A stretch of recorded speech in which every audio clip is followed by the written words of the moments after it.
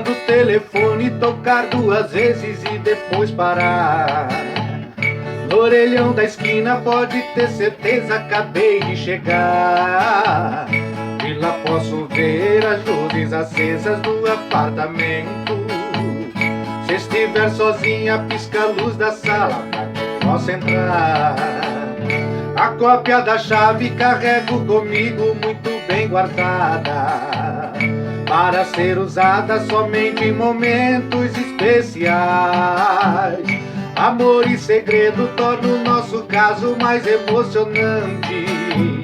Entre 2 amantes o desejo ardente não morre jamais. Quem vive com ela no apartamento possui a chave original.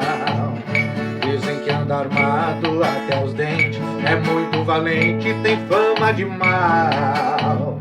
Ele tem a chave que abre a porta e também o portão, mas não tem a chave que abre a fechadura do seu coração.